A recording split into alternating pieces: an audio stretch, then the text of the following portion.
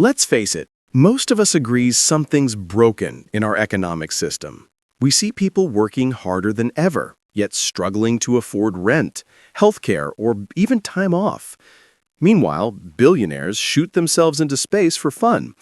But whenever someone brings up Karl Marx, people flinch. Like, oh no, not that communist guy. Sure, we all know stories of dictatorships and failed planned economies, but what if we've been missing the real essence of Marx's ideas?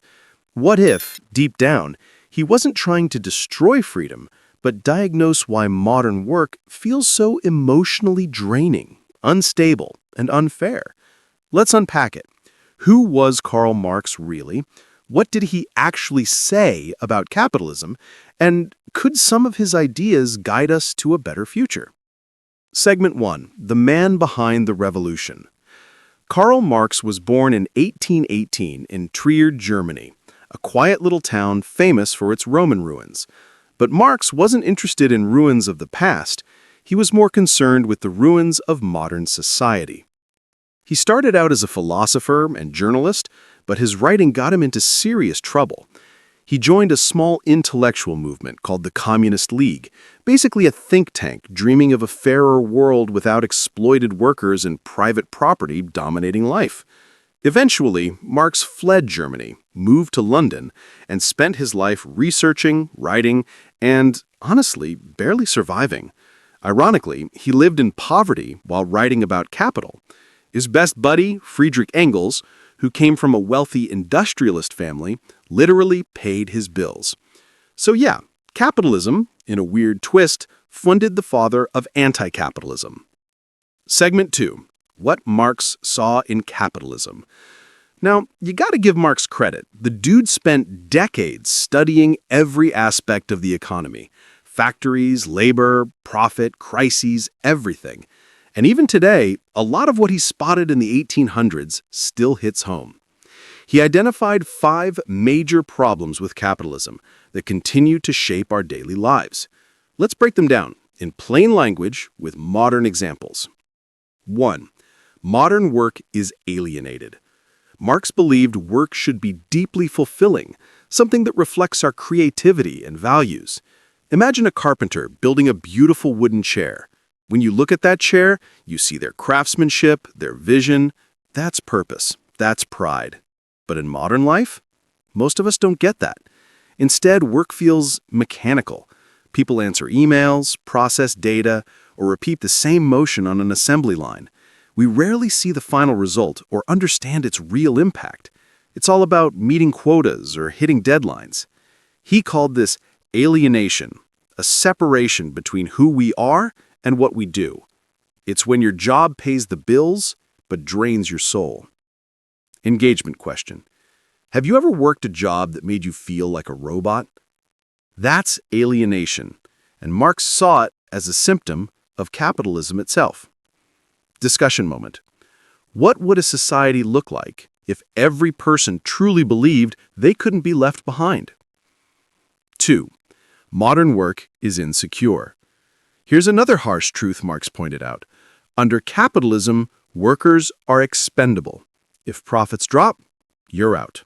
If AI can do it cheaper, goodbye. There's no safety net. Everything depends on staying useful to the system. That constant fear of losing your job creates a cycle of anxiety. It's emotional whiplash. Marx called attention to that deep human need to belong, to have a stable role in society. At its heart, communism, as an emotional idea, wasn't just about money. It was about security, a sense that no one would be kicked to the curb just because things got tough. Discussion moment. What would a society look like if every person truly believed they couldn't be left behind? 3. Workers get paid little, capitalists get rich. Here's the critique that still makes Wall Street nervous. Marx argued that capitalists make profits by underpaying workers. He called this primitive accumulation. Basically, you're paid for what you need to survive, not for the true value of your labor.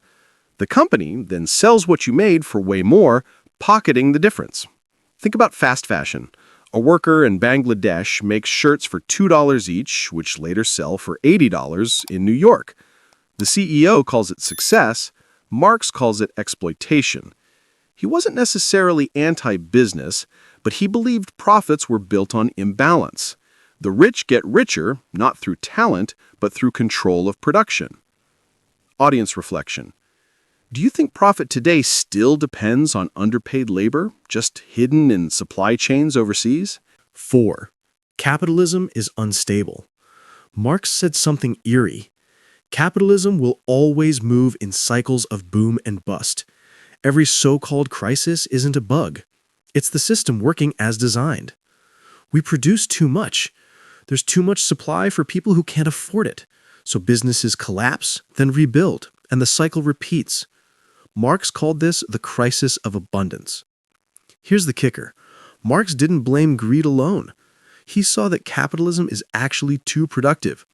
It keeps innovating, automating, and producing so much that human workers become redundant. In a sense, today's unemployment crisis could be seen as a success.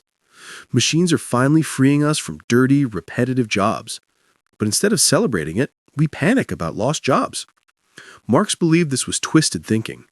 He said, we should see this as freedom. Imagine a world where increased efficiency meant more free time, not layoffs. He envisioned wealth shared so everyone could live decently while working less. Engagement question. If automation replaced 80% of jobs, should people panic or celebrate? What if universal income wasn't utopia, but necessary evolution? Segment 5. Capitalism is bad for capitalists too. Yep, Marx even felt bad for the rich. He didn't think they were evil. Instead, he saw them trapped, emotionally and morally. Everything, even love, becomes a business transaction. He noticed the bourgeois marriages often weren't about love, but survival, business alliances, or appearances. It's a system where money dictates everything. He called this commodity fetishism, valuing things and status over genuine connection. Sound familiar? Luxe brands, influencer culture, chasing clout, all symptoms of that same mindset. Even when feminism rose in the 20th century, Marx's take was radical. It's not that women should join the workforce to achieve equality. It's that both men and women should be free from soul-crushing work altogether. He envisioned a life where leisure wasn't laziness, but a right. Time to think, create, and be human. Segment 3. Marx's vision for the future. Marx didn't just critique, he also dreamed. In the Communist Manifesto, he imagined a world without private inheritance, with shared ownership of key industries and free education for all. But his idea wasn't just economic. It was about human potential. He pictured people living multi-dimensional lives. You could hunt in the morning, fish in the afternoon, rear cattle in the evening, and criticize after dinner. It's basically the dream of total freedom, doing meaningful stuff without being chained to what pays. Nowadays, you could translate that as surf in the morning, code in the afternoon, write poetry at night. Important reflection. Would you still work your current job if money didn't exist? What would you actually want to contribute to the world? Segment 4. The irony of Engels and Marx. Here's an ironic twist. The man bankrolling Marx was Engels, whose father owned a cotton factory, exactly the kind of capitalist Marx criticized. Engels knew the system's dark side personally, witnessing child labor and worker exploitation in his dad's factory. He believed Marx's theories exposed the truth capitalism wanted to hide. Their partnership was legendary. Engels funded Marx's books, editing, even his grocery bills. Without Engels, Marx might have vanished into obscurity. And it's a fun paradox. Capitalism literally paid for communism to exist. Segment 5. Why people still fear Marx. People hesitate to discuss Marx because his name got tangled with dictatorships and authoritarian communism, Stalin, Mao, etc. But here's what's often missed. Those regimes twisted Marx's ideas for control. Marx never built a political system. He offered a diagnosis of capitalism's flaws, not a manual for oppression. Rejecting Marx entirely is like ignoring a doctor because someone misused their medicine. The goal isn't to replicate 20th century communism. It's to learn from his analysis, to reform capitalism intelligently rather than worship or destroy it. Segment 6. Marx's legacy in the modern world. Even if you've never read Marx, his influence is everywhere. Minimum wage laws, workers' rights, labor unions, and even debates about wealth tax all carry echoes of his ideas. In the 21st century, with AI, gig economies, and trillion-dollar tech companies, Marx's warnings feel prophetic. He predicted monopolies, automation, and wealth concentration. And here we are, living it. Social media has even amplified alienation. People hustle constantly for digital attention, trading authenticity for algorithms.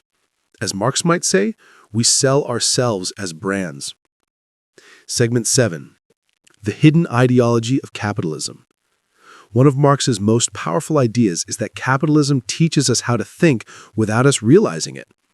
He said the economic system shapes our ideology, the beliefs we take for granted. We start believing things like people who don't work are worthless, leisure is laziness, success equals wealth, more stuff equals more happiness. Sound familiar? These aren't universal truths, they're capitalist values. They keep us hustling, comparing, and feeling not enough. And when people are anxious and distracted, they stop challenging the system. Marx saw that coming 150 years ago. Thought question. How many of your goals come from genuine desire and how many from economic pressure? Segment 8. Can we think like Marx today? Here's the thing. Being Marxist today doesn't mean you want to overthrow society. It can simply mean you care enough to question it. Marx understood that capitalism has power, creativity, and productivity, but he wanted to humanize it.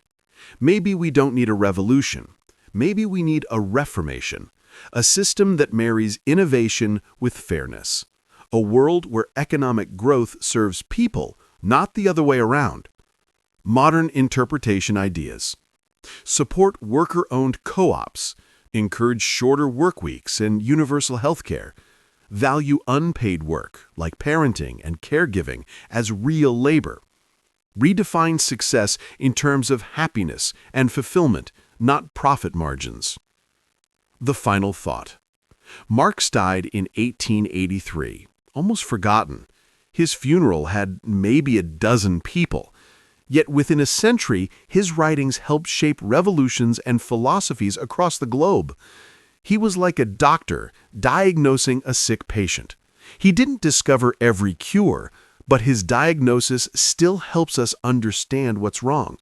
So maybe the real takeaway isn't be communist or be capitalist. Maybe it's be conscious. Know the system you live in. Question it. And, as Marx said, philosophers have only interpreted the world. The point, however, is to change it. Before wrapping up, let's hit some quick Q&A to keep the conversation alive. Question 1. Was Marx completely against capitalism? Not exactly. He admired its innovation and productivity. He just believed its rewards were unfairly distributed and its emotional costs too high. Question 2. Why did communist societies fail if Marx was so right? Because those systems twisted his ideas into totalitarian rule. Marx worth liberation, not dictatorship. Question 3. Is Marx's vision realistic today? In many ways, yes. Concepts like universal basic income, shorter work weeks, and ethical automation are straight out of his vision. So what's the middle ground? A humane capitalism, one that values people over profits, embraces leisure, and ensures no one gets left behind. The modern challenge. Maybe the new revolution isn't about overthrowing systems, it's about rethinking values. If Marx taught us anything, it's that an economy isn't just numbers, it's a mirror of who we are. And if we want a better world, maybe we start by asking, who do we want to be?